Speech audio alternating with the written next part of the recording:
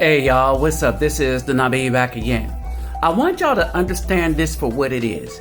And when we talk about ECOWAS, what it is. When we talk about Ghana and West Africa, what it is or who are they, right?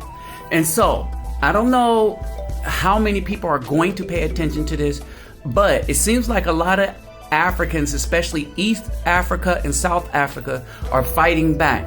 They are deciding to live by their own means. They are deciding to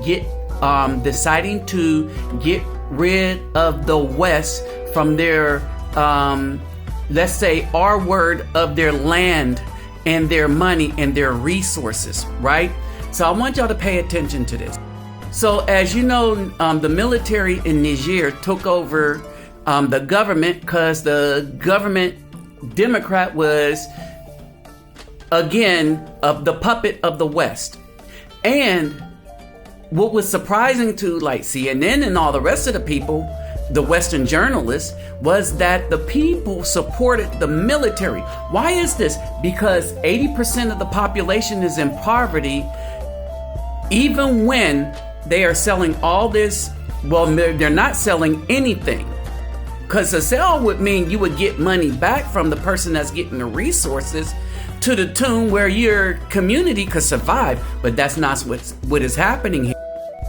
Not only is countries like France coming in and exploiting a lot of these resources in Africa and these countries, but they're not paying these countries fair wages, and they keep assassinating good leaders that's good for Africa and putting in puppets that will exploit their own people for the benefit of the Europeans.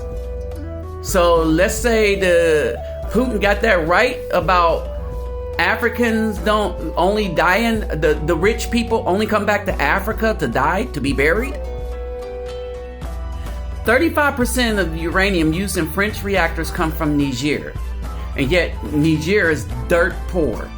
Now I want you to pause and read this because I wanted to make another point, and that's ECOWAS and West African countries. When we talk about these African unions, I wonder if they're still puppets of the West, especially when we look at ECOWAS. Pause and take a look at all the countries that are doing this, and then I'm going to finish this up real quick. The people that have been exploiting Afro people, the Africans in those countries and paying them nothing, have gone to ECOWAS to wait for ECOWAS to go through Nigeria to wage war on a country that want to stand up for itself.